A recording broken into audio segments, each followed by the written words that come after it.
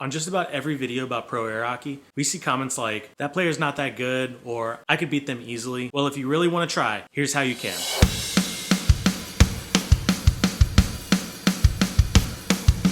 There's only two ways to become a world-ranked air hockey player. One is by competing in a world or national level tournament, much like the 2023 Air Hockey World Championships in Houston, Texas, at the beginning of August this year. I'll be there to compete, so if you're in the area, definitely come by and say hi. These tournaments are an intense 2 to 3 days of the highest level of air hockey you've ever seen. Seriously, watching on YouTube is one thing, but seeing it in person is another thing entirely. Attending a tournament as a spectator is actually how I first got into competitive air hockey.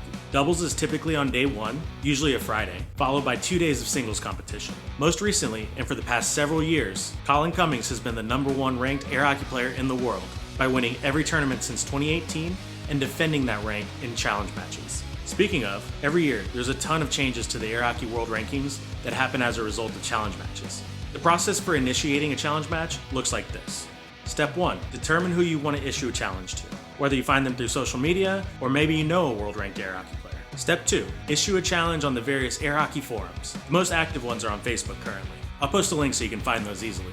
Step 3, arrange a date and the place to play your match. The challenger will usually have to travel to the defending player. Also, the defending player will get to choose if the match will be a best 4 out of 7 sets, best 3 out of 5 sets, or if the rank is for lower than 16, you can play a best 2 out of 3 sets.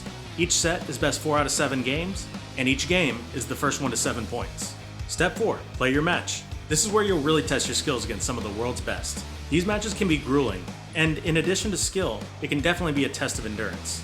Believe it or not, I've played some matches that have gone 4 hours.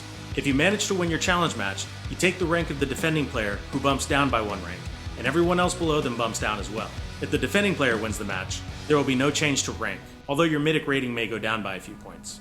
That's for a whole separate video. So if you want to try to be the next best air hockey player in the world, it's time to get practicing. And we'll either see you at the next World Championship or issuing your first challenge. Until next time.